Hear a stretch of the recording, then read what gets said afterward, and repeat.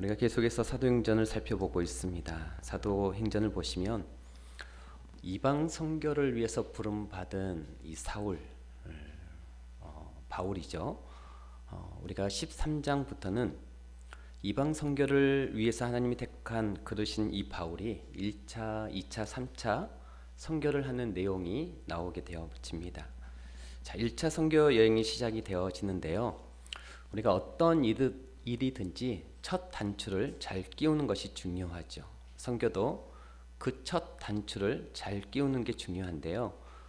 안디옥 교회는 선교의 첫 단추를 아주 잘 끼웠습니다.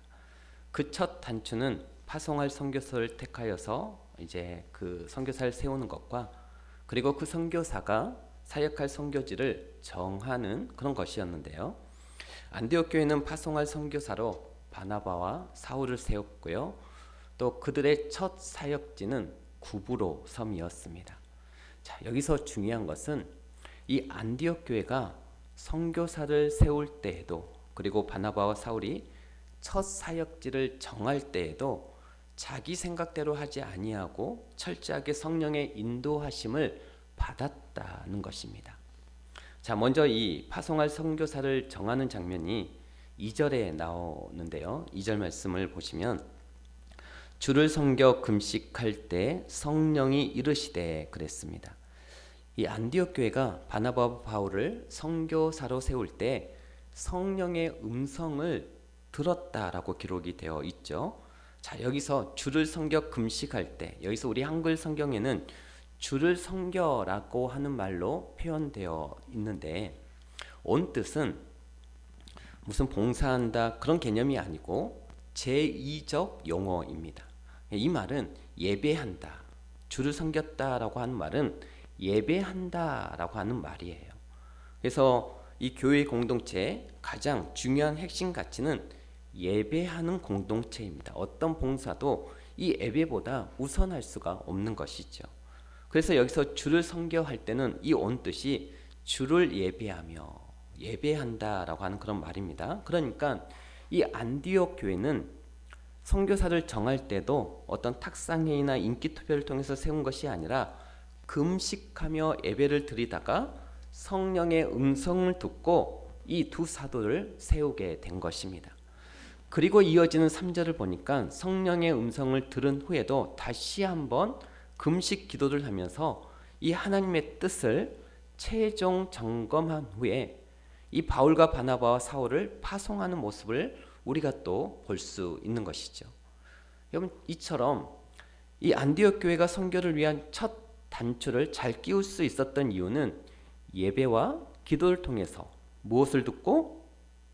주의 음성을 듣고 성령의 음성을 듣고 그대로 순종했기 때문입니다. 자, 그런데요, 이 바나바와 사울이 첫 사역지를 정할 때에도 마찬가지예요. 오늘 보면 4절 말씀을 한번 보실래요? 4절 보시면 두 사람이 그 다음에 뭐라고 나오죠? 성령의 보내심을 받아 배를 타고 구브로에 가서 이렇게 나오죠. 그러니까 그들이 그냥 자기들이 마음대로 내키는 대로 무작정 향한 것이 아니라 성령의 인도하심을 받아서 구브로 섬에 갔다라고 기록이 되어 있죠. 자, 이렇게 성령의 인도를 통해서 첫 단추를 잘 끼워 나가고 있습니다. 어디로 가서 복음을 전해야 될지 그렇게 위치 선정을 잘 하게 되자 어떤 일이 벌어지느냐? 하나님이 예비해 놓으신 이 만남의 축복을 누리게 되어집니다. 자, 오늘 본문 7절 말씀을 보시면 자, 이 성령의 인도하심을 받아서 구브로 섬에 갔어요. 그랬을 때 어떤 일이 벌어지느냐? 7절 보시면 그가 총독 서기오 바울과 함께 있으니 서기오 바울은 지혜 있는 사람이라 바나바와 사울을 불러 하나님의 말씀을 듣고자 하더라. 자, 하나님의 말씀을 향해서 활짝 마음의 문을 열고 있는 그 사람을 만나게 되더라라는 것입니다. 여러분, 이처럼 우리가 하나님께서 예비해 놓으신 만남의 축복을 누리면서 귀하게 쓰임 받기를 원한다면 성령의 인도하심을 받아야 될 줄 믿습니다. 성령의 인도하심을 따라 살아가는 삶이 우리 가운데 축복된 길이다라는 것이죠. 우리가 인생을 살면서 이 만남의 복이 중요하다라고 하는 이 말을 많이 듣죠. 이것은 예수님을 믿지 아니하는 사람들도 인정하는 사실입니다. 만남이 중요하다. 만남의 복을 누려야 된다. 그리고 실제 우리가 인생을 살면서 그것을 경험하고 있지 않습니까? 아, 진짜 만남이 중요하구나. 그래, 하나님께서 예비해 놓으신 이 만남의 축복은 아무나 누리는 것이 아닙니다. 여러분, 우리가 성령의 인도하심을 받아서 하나님 보시기에 바른 결정을 내리고 그래서 바른 위치 선정을 할 때 하나님이 예비해 놓으신 만남의 복을 누리는 것이지, 내 멋대로 결정을 내리고 내 멋대로 위치 선정을 하면 하나님이 예비해 놓으신 이 만남의 복을 누릴 수가 없는 것입니다. 그리고 내가 하나님의 말씀을 무시하고 성령의 인도함을 받지 않고 그래서 내가 내 멋대로 잘못된 결정을 내리거나 잘못된 위치 선정을 하면 이 만남의 복을 놓치는 게 아니라, 그뿐만 아니라 이 만나지 않아야 될 만남을 갖게 되어지고 만나지 않아야 될 사건들을 만나게 되어집니다. 그렇지 않습니까? 만남의 복을 누리지 못하면 만나지 않아야 할 만남도 만나게 되어지더라라는 것이죠. 여러분, 이 아브라함을 한번 보십시오. 약속의 땅인 가나안 땅에 있어야 할 이 사람이 기근의 때가 되자 지극히 인간의 잘못된 결정을 내려서 애굽에 가까이 내려갔을 때 애굽 왕 바로에게 이 아내를 빼앗길 뻔했던 끔찍한 일을 만나게 되어집니다. 기억나시죠? 잘못된 선택을 해서 잘못된 위치 선정을 하자 만남의 복만 놓치는 게 아니라 만나지 않아야 될 사건을 만나게 되어집니다.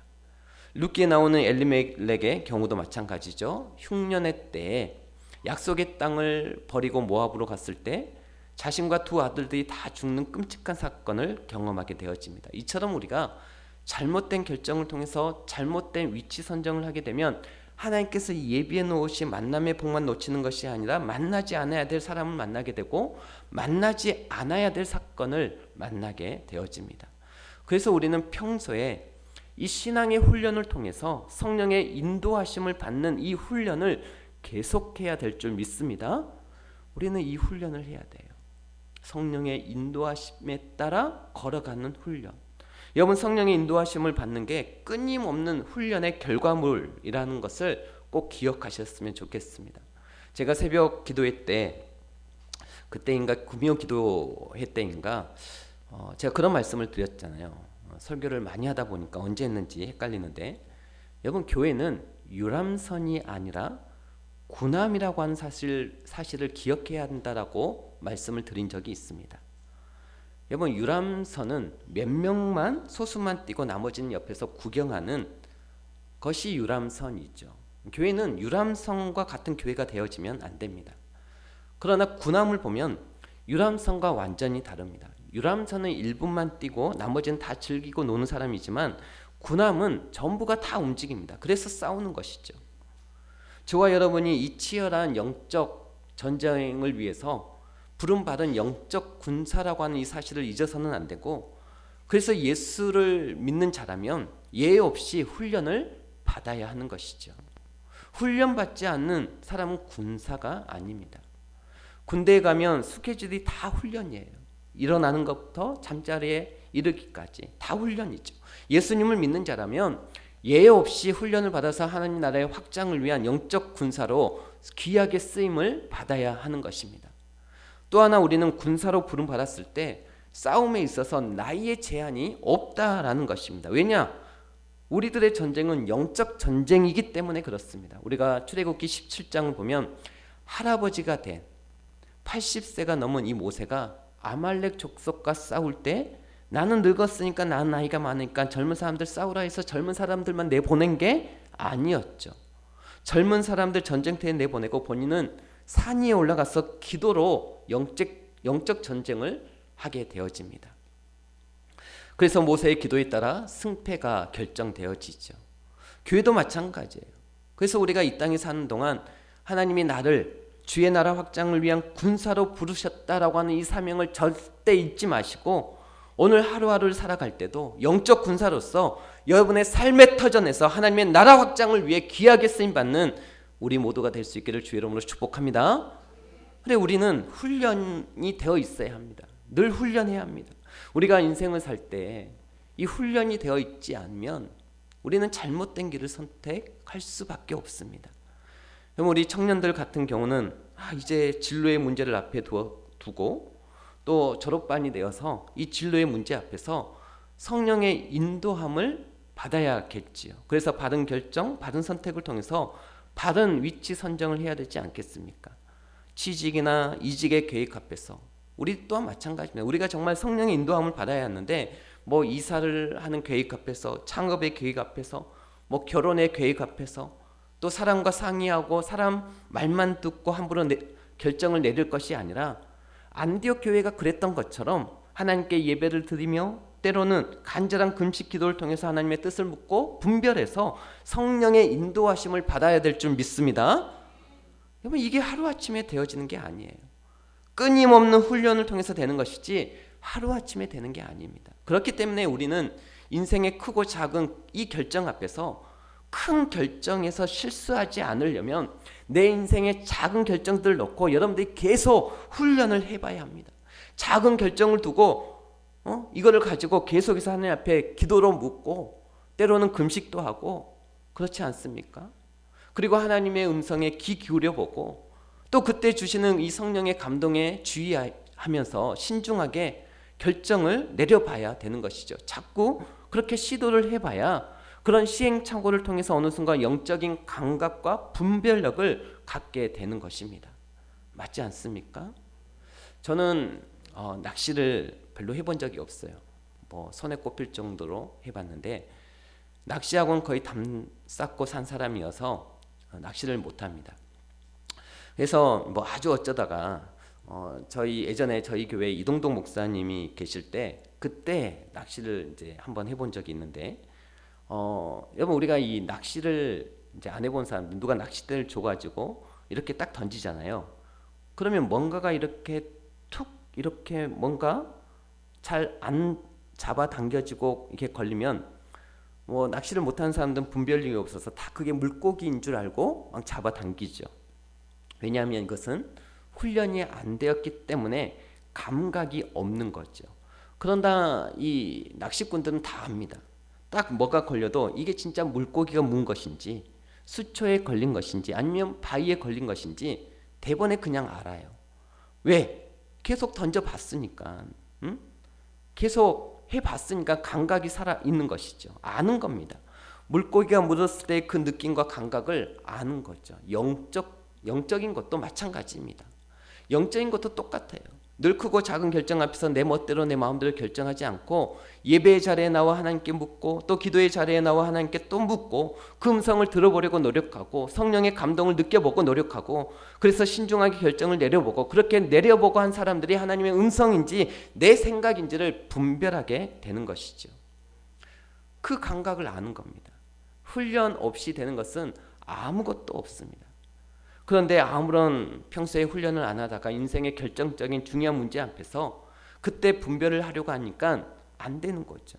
늘 주저하는 거죠. 오늘날 성도들의 큰 문제 중에 하나가 시도조차 하지 않습니다. 성령의 인도함을 받기 위해서 시도조차 하지 않는 경우들이 많습니다. 인생의 중요한 문제를 결정하면서 하나님께 묻고 또 묻지를 않습니다. 왜냐하면 이미 자기 생각, 자기 욕심, 자기 경험이 자리 잡고 있기 때문에 그러니 하나님께 묻기도 두렵고 별로 묻고 싶지도 않는 것이죠.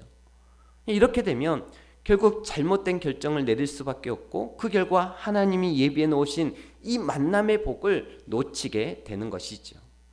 여러분, 우리는 이 안디옥 교회와 또 바나바, 사울 이 모습을 보면서 내 모습을 한번 되돌아볼 필요가 있습니다. 내가 요즘 인생의 크고 작은 일들 앞에서 선택과 결정의 문제 앞에서 성령의 인도함을 받기 위해서 내가 얼마나 몸부림을 치고 있는지를 되돌아봐야 하는 것이죠. 그리고 내가 요즘 인생의 크고 작은 어떤 문제들을 선택하고 결정할 때 가장 중요한 기준으로 삼는 것이 무엇인지를 되돌아봐야 하는 것입니다. 하나님의 뜻이 가장 중요한 기준인지 아니면 돈, 수익성이 가장 중요한 기준인지 내 육체적인 편리와 편안함이 선택과 결정의 가장 중요한 것인 기준인지 아니면 내 자식들의 교육 문제가 모든 선택과 결정의 가장 중요한 기준인지 되돌아봐야 하는 것이죠. 그래 바라기는 인생의 모든 결정과 선택 앞에서 예배와 기도에 더욱더 힘쓰심으로 성령의 인도함을 받아서 바른 위치 선정으로 하나님께서 예비해 놓으신 이 만남의 복을 풍성히 누릴 수 있기를 주의 이름으로 축복합니다. 아멘. 여러분 이제 바울의 1차 선교 여행이 시작이 되어지는데요. 성령께서 첫 번째로 인도하신 곳이 무슨 섬이라고요? 구브로 섬. 구브로 섬은 바나바의 고향입니다. 자, 지금 1차 선교 여행을 누가 가고 있죠? 바나바와 사울. 이 이제 사울이 나중에 바울이 되는 거 아시죠? 그래서 제가 이제 설교 중에 사울이라고 했다가 또 막 바울이라고 했다가 하더라도 여러분들이 헷갈리시면 안 되는데, 자, 이 바나바의 고향인 이 구브로가 성령님이 인도하신 첫 사역지였어요. 가족이 있는 이 구브로. 여러분 이 복음의 출발점은, 복음의 시작은 이제 우리가 새가족 초청일이 한 달여 남았죠. 여러분들이 제일 먼저 복음을 증거해야 할 대상이 누굴까요? 우리가 복음을 전해야 할 대상, 첫 번째 대상이 누굴까요? 자기 가족입니다. 아시겠어요? 자기 가족도 아직 구원 못 시켰는데 저 부산 가서 사람 데려올 필요 없습니다. 먼저 자기의 가족. 그래서 성령께서도 땅끝까지 이르러 내 증인이 되라 하실 때 그 순서가 어디부터입니까? 에루살렘부터입니다. 즉 복음의 역사의 진행이 어떻게 되고 있는가 한번 보시면 에루살렘을 지나 가이사라를 지나 안디옥까지 그랬습니다. 이게 순서예요. 여러분들이 자기의 가족부터 가까운 자기 행동 반경 안에 있는 사람들부터 복음을 전하고 모셔야 할 책임이 우리 가운데 있는 것이죠. 아멘. 가족을 위해서 많이 기도하시기 바랍니다. 자, 이 구브로라고 하는 섬이 영어로는 사이프러스라고 하는 섬인데요. 지중해 북동쪽에 위치한 제주도처럼 아주 큰 섬입니다. 앞에 사진을 보시면 구브로 섬이 어디에 있는지, 저기 보면은 여러분 한시 방향에 수리아 안디옥이라고 적혀 있죠. 너무 작아서 잘 안 보이시겠지만 한시 방향에 구브로를 중심으로 해서 한시 방향 수리아 안디옥 교회가 있고요. 이 수리아 안디옥 선교 본부이죠. 그 수리아 안디옥 교회에서 이제 파송을 받아서 첫 번째로 간 이 사역지가 바로 지중해 전체로 놓고 보자면 동북부 지역에 있는 구브로라고 하는 섬입니다. 지금 저 바다 가운데 있는 상당히 큰 섬 구브로라고 하는 섬 보이죠? 이 섬에 가면 살람이라고 하는 항구가 있습니다. 자, 살람이라고 하는 이 항구가 있는데 우측에 있는 이 살람이라고 하는 항구 도시가 있는데요. 바나바와 바울이 그 살라미에 있는 해당으로 가서 유대인들에게 먼저 말씀을 전합니다. 그리고 다음에 다른 항구로 이동을 하는데요. 그 다음 항구가 바로 서쪽 건너편에 있는 바보라고 하는 항구예요. 이게 원래 여러분 바보가 아니라 파퍼스라고 하는 항구 이름입니다. 파퍼스. 그런데 우리 성경에는 굉장히 바보스럽게 바보라고 번역이 되어 있는데 원래 파퍼스인데 바보라고 번역이 되어 있죠. 근데 이제 오늘 본 말씀을 보면 살라미보다는 이 바보에서 일어난 사건을 집중하고 조명하고 있는 것을 보게 되어집니다. 이유는 전도와 선교의 본질이 명확히 드러난 사건이기 때문에 그래요. 바보에서 일어난 이 사건이 전도와 선교의 본질이 명확하게 드러난 사건이 바보라고 하는 이 항구 도시에서 일어났기 때문인데 이제 보다 우리가 구체적으로 살펴볼 텐데요. 바나바와 이 사울이 바보라는 곳에 갔을 때 그들이 첫 번째로 만났던 사람은 바예수라고 하는 사람이었어요. 이 바예수가 어떤 사람이었는지 6절 말씀을 한번 보십시다. 6절 보십시오. 온 성 가운데로 지나서 바보에 이르러, 이제 구브로 섬의 서쪽 편으로 건너왔죠. 바보에 이르러 누구라 하는 바예수라고 하는 유대인 거짓 선지자인 마술사를 만나니 이렇게 나와 있죠. 여러분 이 바예수는 예수의 아들이라고 하는 뜻을 갖고 있어요. 바가 아들이거든요. 벌써 여러분 이 이름만 딱 들어봐도 이 사이비 냄새가 확 풍기잖아요. 그렇죠? 아니다 다를까 이 바예수라고 하는 사람은 거짓 마술사인 거짓 선지자인 이 마술사였습니다. 여기서 마술사는 뭐 오늘날 우리가 생각하는 뭐 이렇게 화려한 카드 마술을 하는 거나 사람이 사라지는 마술을 보이는 우리나라 뭐 최현우 같은 이은결과 같은 그런 사람이 아니라 여기서 마술사는 무당인 거예요. 무당. 예, 이 바나바와 이 사울이 무당을 만난 거죠.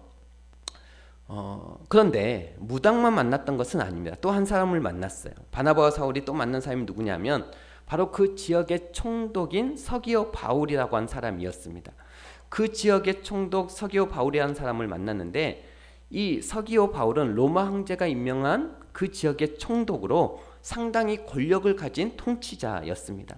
성경은 이 서기오 바울이라고 한 사람을 지혜로운 사람이라고 하나님 말씀에 또 관심이 많은 사람이라고 기록하고 있어요. 7절 말씀을 보시면 그가 총독 서기오 바울과 함께 있으니 서기오 바울은 지혜 있는 사람이라 바나바와 사울을 불러 하나님의 말씀을 듣고자 하더라. 우리는 방금 바나바와 사울이 바보라는 곳에 갔을 때 만난 두 사람을 우리가 잠깐 살펴봤습니다. 누구죠? 바예수라고 하는 마술사, 그리고 두 번째는 서기오 바울이라고 하는 그 지역의 총독입니다. 우리는 이 두 만남을 통해서 이 선교지의 공통적인 특징이 무엇인지를 알 수 있게 되어집니다. 우리가 성령의 인도를 받아서 선교지나 또 전도의 현장에 가게 되면 반드시 이 두 종류의 사람을 만나게 되는 거예요. 전도를 안 하면 이런 사람들을 만날 수 없지만 우리가 정말 성령의 인도하심을 받아 마음에 전도의 마음, 영혼에 갈망하는 마음을 품고 전도를 하게 되면 반드시 이 두 종류의 사람을 만나게 되어 있습니다. 첫 번째는 서기오 바울과 같은 사람이에요. 서기오 바울과 같은 사람이라는 게 무슨 말일까요? 하나님이 택하시고 예비해 놓은 그런 사람. 그래서 우리가 앞에서도 살펴봤잖아요. 우리가 빌립기 8장에서 예루살렘에서 남쪽인 가사로 내려가는 길에 그 길에 만났던 이 에디오피아 내시와 같은 사람, 또 베드로가 만났던 고넬료와 같은 사람, 앞으로 사도 바울이 16장에서 만날 루디아와 같은 사람, 하나님께서 이미 택하시고 그 마음의 문을 활짝 열어서 복음을 기다리고 있는 사람을 우리가 성령의 인도함을 받아서 선교지나 전도 현장에 가면 반드시 그런 사람을 만나게 된다라는 것입니다. 아멘. 그런데 선교지에 가면 또 서기오 바울과 같은 사람만 만나는 건 아니에요. 또 어떤 사람도 만날까요? 바예수와 같은 마술사도 만나게 되어집니다. 이 사람들은 이제 방해꾼들이에요. 그래서 오늘 본문 말씀 보면 바나바와 사울이 총독 서기오 바울에게 하나님의 말씀을 가르쳐 주려고 할 때 이 바예수라고 하는 이 마술사가 나타나서 막 방해를 합니다. 그 내용이 8절에 나와 있는데요. 8절 보십시오. 8절에 보시면 이 마술사 엘루마는, 여기서 여러분 이 엘루마는 앞에서는 분명히 바이스라고 했는데 왜 이름이 갑자기 엘루마로 바뀌나, 이러면 안 되시고, 엘루마는 사람의 이름이 아니에요. 그 옆에 나와 있죠. 가로 열고 마술사의 헬라어가 엘루마입니다. 그러니까 본명은 바예스고 그가 뭐 하는 사람이다? 마술사라는 거죠. 이 엘루마는 지금 8절에 보시면 이 마술사 엘루마는 그들을 대적하여 총독으로 뭐하지 못하게 힘쓰니? 믿지 못하게 힘쓰니 엄청 방해했다라는 거예요. 하나님의 말씀을 가르칠 때 구체적으로 어떻게 방해했는지는 우리가 알 수 없지만 아무튼 엄청 방해를 했어요. 우리가 이 대목에서 알 수 있는 사실은 전도와 선교의 역사에는 반드시 마귀의 방해가 따른다라는 것입니다. 복음이 전파되지 못하도록, 또 전파된다 할지라도 그것을 듣는 이들이 뭐하지 못하도록, 믿지 못하도록 반드시 방해가 있다라는 거예요. 마귀는 주로 믿음이 없는 사람을 통해서 강력하게 방해를 하고 공격하는 경우들이 많습니다. 이 방해와 공격을 물리치는 싸움이 바로 선교지에서 일어나는 영적 전쟁입니다. 바울은 이 마술사를, 바예수라고 하는 이 마술사를 보자마자 바로 분별이 가능했어요. 왜? 바울은 성령의 사람이었기 때문에. 이 바예수라고 하는 사람이 어떤 사람이고 이 사람 배후에 어떤 세력이 있는지를 바울은 바로 간파했습니다. 그래서 이 영적 전쟁에서 멋있게 승리하는데, 오늘 본문 9절 말씀을 보겠습니다. 이 9절 바울이라고 하는 사울이, 이 바울이라고 하는 이름이 이제 처음 등장하죠. 바울이라고 하는 사울이 뭘로 충만해서? 성령이 충만하여 그를 주목하고, 이렇게 나와 있습니다. 자, 두 가지 내용이에요. 바울이 뭘로 충만했다고요? 성령으로. 성령으로 충만했다는 것과 그리고 이 바예수라고 하는 그 방해꾼, 그 마술사를 뭐 했다라고요? 주목했다라고 하는 것. 자, 우리가 이 말씀을 보면서 가장 먼저 알 수 있는 사실은 마귀와의 싸움에서 승리하려면 먼저 뭘로 충만해야 돼요? 성령으로 충만해야 됩니다. 그래야 마귀와의 영적 전쟁에서 우리가 이길 수 있습니다. 성령으로 충만해야 마귀의 역사가 분별이 되기 시작하는 것입니다. 그리고 물리칠 수 있는 힘을 갖게 되어집니다. 여러분, 귀신 들린 사람 만나보셨습니까? 귀신 들린 사람과 성도가 싸우면 누가 이길 것 같습니까? 귀신 들린 사람과 성도가 싸우면 누가 이길 것 같아요? 자신이 없으시네. 누가 이길 것 같아요? 센 쪽이 이깁니다. 센 쪽이 이겨요. 나 하나님의 자녀인데, 나 더 영광교회 다니는 권사인데 아무 소용없습니다. 여러분이 하나님의 자녀라는 신분증 들이대서 마귀가 벌벌 떨고 물러가지 않아요. 센 쪽이 이깁니다. 그래서 우리가 전도나 선교 같은 큰 영적 전쟁을 앞에 두고 더욱더 성령 충만을 힘쓰고 성령 충만을 구해야 될 이유가 여기에 있습니다. 자, 이 바울은 이 마술사 바예수라고 하는 이 마술사를 만났을 때 가장 먼저 그를 주목해서 봤어요. 여러분, 귀신 들린 사람과 영적 전쟁을 시작하면요, 이 귀신 들린 사람하고 이제 영적 전쟁을 딱 시작하면 무슨 싸움부터 시작될 것 같습니까? 무슨 싸움부터 시작될 것 같아요? 눈싸움부터 시작이 되어집니다. 그러니까 지금 바울이 이 사람을 주목해서 본 거예요. 그를 주목하고 거기서부터 영적 전쟁이 시작이 되옵니다. 눈싸움부터 시작이 되어져요. 이 눈싸움에서 절대 밀리면 안 됩니다. 영적 전쟁의 경험이 없는 사람들은, 성도들은 귀신 들린 사람을 만나잖아요. 여러분이 귀신 들린 사람을 이제 안 만나봐서 지금 머릿속에 안 그려지지만 막상 그 귀신이 심하게 들린 사람을 딱 우리가 만나면 굉장히 많은 성도들이 당황합니다. 그래서 그 앞에서 어떤 성도 같은 경우는 귀신 들린 사람을 만나면 그 앞에서 막 무릎을 꿇고 눈 감고 기도하는 사람이 있어요. 하나님 도와주세요 하고 무릎 꿇고 눈 감고 기도하는 사람, 이건 전혀 경험이 없으니까 그렇게 대처하는 거예요. 귀신 들린 사람을 만났을 때는 절대 눈 감으면 안 됩니다. 그때는 눈 감고 기도하는 게 아니에요. 눈 감고 두 손 들고 찬양해서도 안 됩니다. 귀신 들린 사람을 만나서 대적할 때는 찬양할 때도 눈을 똑바로 저처럼 이렇게 부릅뜨고, 기도할 때도 두 눈을 똑바로 부릅뜨고 기도하셔야 하는 겁니다. 그리고 두 눈을 똑바로 부릅뜨고 그 귀신 들린 사람을 쳐다보면서 담대하게 꾸짖어야 됩니다. 아멘? 큰 소리로 담대하게. 그래서 여러분들이 성경을 읽어보면 예수님이나 제자들이 이 바울이 귀신 들린 사람을 만났을 때 나타나는 공통점이 뭐냐면 꾸짖었다라고 하는 표현이 굉장히 자주 나와요. 꾸짖었다는 말이 뭐예요? 큰 소리로 호통쳤다라는 말입니다. 물론 하나님은 기머리가 아니시기 때문에, 하나님은 뭐 기가 먹은 분이 아니시기 때문에 여러분들이 입으로 조용히 해도 다 듣고 계세요. 하나님은 물론 들으시고 여러분들이 조곤조곤 이야기를 하나님 다 들으시지만 제가 늘 기도할 때 주여 한번 부르고 자꾸 통성기도 훈련을 시키는 이유가 여기에 있습니다. 여러분, 입이 터져서 통성기도가 평소에 터져도 막상 귀신 들린 이 사람 앞에 딱 가면 입이 잘 안 떨어집니다. 그런데 평소에 혼자 기도할 때도 항상 조용하게만 기도하고 입이 안 열리면 귀신 들린 사람 앞에 가면 볼 것도 없죠. 꿀먹은 벙어리가 되어지죠. 아무 말도 안 나오는 거예요. 무슨 말을 하겠어요. 담대하게 쳐다보면서 거기에서 힘있게 찬송하고 꾸짖어야 되는데 평소에도 입이 안 열려서 큰 소리로 기도를 못한 사람이 귀신 들린 사람 앞에서 그걸 하겠습니까? 못하는 거죠. 그래서 제가 통성으로 좀 기도하라고 그렇게 말씀을 드린 거예요.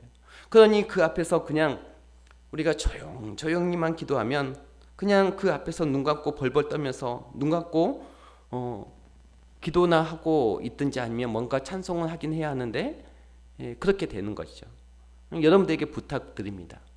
크게 부르짖어서 통성으로 기도하는 훈련도 꼭 해 두실 수 있기를 바랍니다. 기훈련이 돼야 귀신 들린 사람을 만났을 때 입이 열리면서 말씀도 담대하게 선포가 되는 것이고 찬양도 힘있게 나오는 것이고 큰 소리로 호통치면서 꾸짖을 수도 있다라는 것입니다. 우리가 금요 기도회 때 정말 우리의 입을 벌려서 큰 소리로 우리가 하나님 앞에 기도하는 그 습관, 훈련을 하시기를 바랍니다.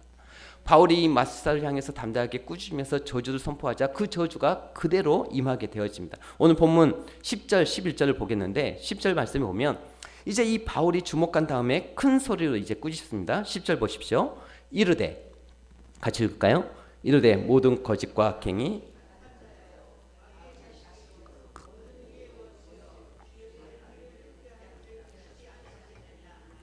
11절 보라 이제 주의 손이 내 위에 있으니 내가 맹인이 되어 얼마 동안 해를 보지 못하리라 하니 즉시 안개와 어둠이 그들 덮어 인도할 사람을 두루 구하는지라. 아멘. 자 여러분, 이 사도 바울이 큰 소리로 꾸짖고 조주하자 그게 그대로 임해서 이 바에서하는 마사가 일시적으로 시력을 잃어버립니다. 앞을 보지 못하는 맹인, 영구적인 맹인이 아니라 일정 기간 동안 이 앞을 보지 못하는 맹인이 되어져요. 이렇게 치열한 마귀와의 영적 전쟁에서 바울이 승리를 하자 그 승리 이후에 어떤 일이 벌어지느냐, 오늘 본문 12절 마지막 절 우리 말씀인데 한번 같이 읽겠습니다. 이에 총독이 그렇게 된 것을 보고, 아멘. 영적 전쟁에서 승리함과 동시에 어떤 전리품이 주어지죠? 이 서기오 바울이라는 총독이 이것을 보고 믿으며 예수님을 믿게 된 것입니다. 더욱더 하나님의 말씀에 귀 기울이기 시작한 것이죠. 여러분, 그렇습니다. 큰 구원의 역사가 나타나기 위해서는 먼저 이 영적 전쟁에서 승리해야 하는 것입니다. 그 사람을 사로잡고 있는 혹은 그 지역을 사로잡고 있는 이 어둠의 세력과 싸워서 승리해야 하는 것입니다. 그래야 그 악한 영의 세력에 눌려있고 잡혀 있었던 영혼들이 풀려나면서 구원의 역사가 일어나는 것이죠. 이것이 바로 우리가 전도나 선교를 앞두고 또 새가족 초청주의를 앞두고 더 강력하게 기도해야 할 이유임을 믿으시기 바랍니다. 우리는 오늘 이 본문 말씀을 통해서 전도와 선교사에게 있어서 중요한 것이 무엇인지를 알게 되어집니다.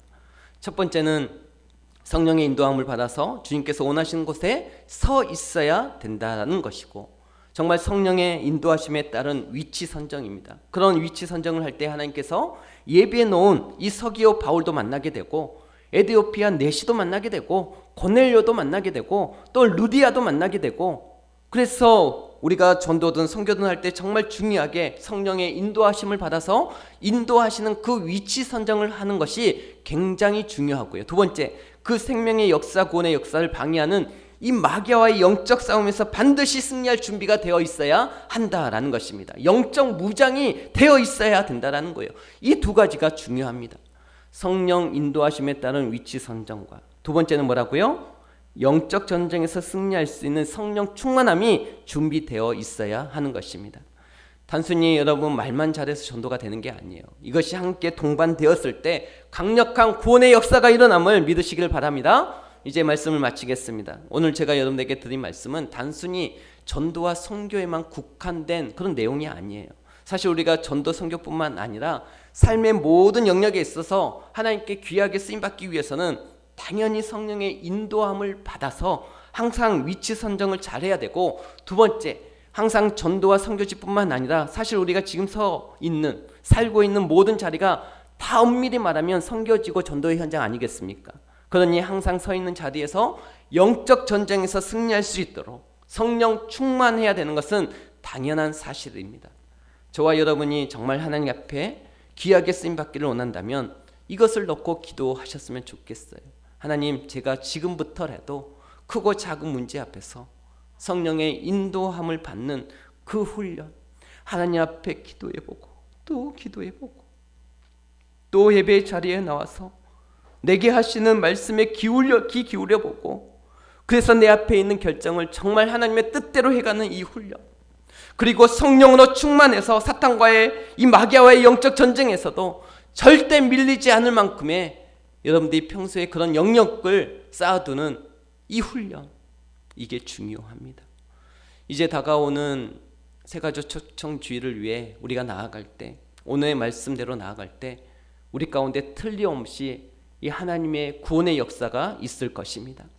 하나님이 예비해 놓은 서기오 바울을 만나게 될 것이고, 또 반대로 그 역사를 방해하는 바이수와 같은 그런 인생들을 틀림없이 우리가 그런 적들을 만나게 될 거예요.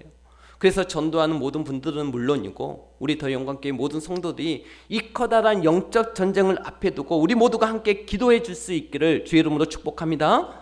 정말 부탁드려요. 우리가 기도함으로 이 영적 전쟁에서 승리할 때 수많은 사람들이 구원받는 역사가 일어날 것입니다. 그래서 여러분들의 기도가 필요한 거예요. 바라기는 우리 더 영광교회 모든 성도들이 항상 성령의 인도함을 받아 바른 위치 선정하는 것, 그리고 성령 충만한 가운데 영적 전쟁에서 밀리지 않고 승리할 수 있는 그런 영역을 준비하셔서 하나님의 나라의 확장에 귀하게 또한 아름답게 쓰임받을 수 있는 우리 모두가 다 될 수 있기를 주의 이름으로 축복합니다.